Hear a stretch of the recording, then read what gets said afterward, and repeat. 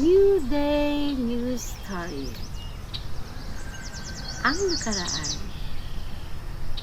Alas 8 na ng gabi ay gising pa ang mag-asawa.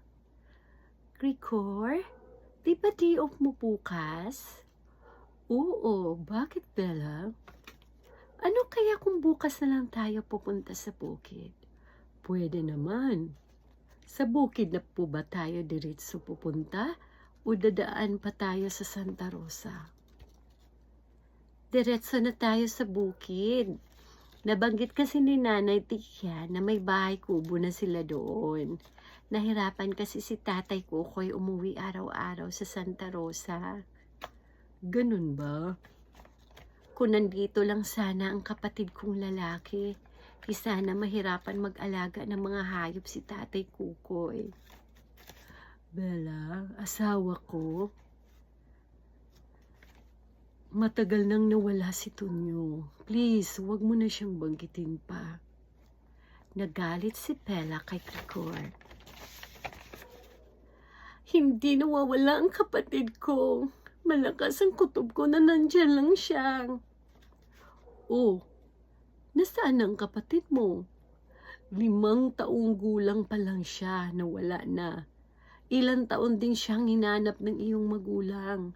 Nakita ba? Hindi, di ba?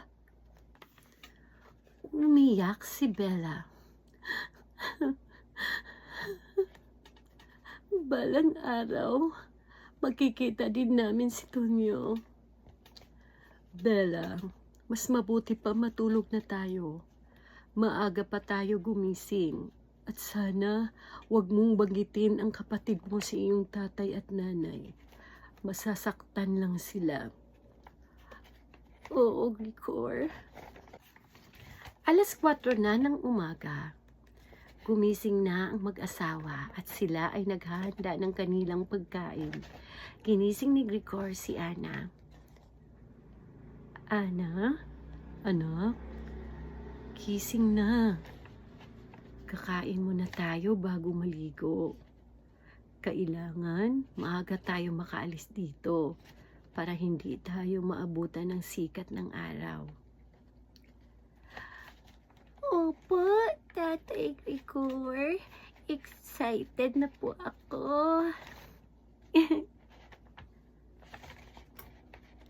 Pagkatapos nilang kumain, si Ana muna ang unang pinaliguan ng kanyang ina. At hanggang dito muna mga gupo. Abangan ang karugtong sa ating kwento. Salamat po.